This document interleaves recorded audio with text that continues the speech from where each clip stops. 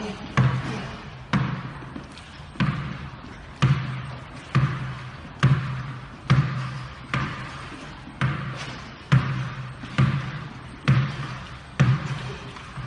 latest is actually my old man's in New York at the moment. I think he's having a cup of coffee with Shelley Finkel right now.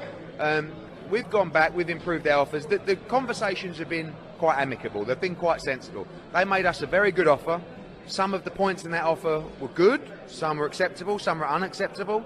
But the basic response and decision from AJ, Rob McCracken and the team was that after everything that's been built in the UK, a fight of this magnitude, of this history, should take place in the UK for UK fight fans. No problem doing the next one in America, or if Wilder becomes the A-side, no problem. But that was the decision. Wilder took that on the chin. I think he knew that was going to happen anyway. And now we're negotiating. But we're a little low on time. You know, we've got Alexander Povetkin we're well down the line with. He's a WBA mandatory. Very dangerous fight. Just one defeat to Vladimir Klitschko. So he's there ready to go.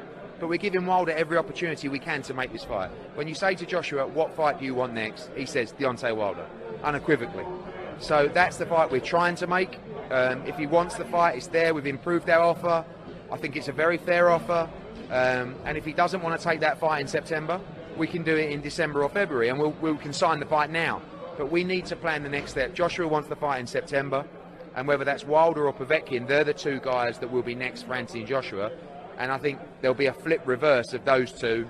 It'll either be Povetkin-Wilder or Wilder-Povetkin as the next two fights. It's really in Wilder's court. You know, if he believes he can win the fight, I think he'll take it. I still think there's a good chance he will take the fight in the UK later this year. Maybe after coffee in New York this afternoon, I'll let the old fella meet with the other old fella, and they can talk about 30 years ago for about an hour and see if they can make any progress. How long are you working towards this fight happening? What sort of a timescale do you think it will be before we've got a decision and confirmation as to what's happening next for AJ? I think we need to make a decision next week. Like I said, you know, Povetkin, we have a very good relationship with Andrei Rybinski and World of Boxing. I've been very straight with them, very honest about what's happening in terms of the two negotiations. They don't want to wait too long, you know, they want an answer. And at the moment, the answer is we're fighting Povetkin. If Wilder comes forward, steps up, takes the fight, we'll jump through hoops to make sure that Wilder fight's next. So it could go either way. Two great fights, two really dangerous fights. I mean, you know, Anthony Joshua amazes me every time. You know, you look at the history, Dillian Whyte. You know, there's a guy that people are avoiding, Dillian Whyte. AJ's already boxed him. Vladimir Klitschko, you know, Joseph Parker, and now Povetkin or Wilder. This is just his 22nd fight, the next one. So he's moving at a rate of knots. He wants to fight everybody. But we need to get this Wilder fight over the line. And like I said, if they don't want to do it in September, we'll sign for it in December or February or the one next anyway. But I still think there's a strong chance we could see it next. So AJ will be fighting in September. Whether it's Wilder or Povetkin, that's going to be when he's fighting. That is the plan, yeah.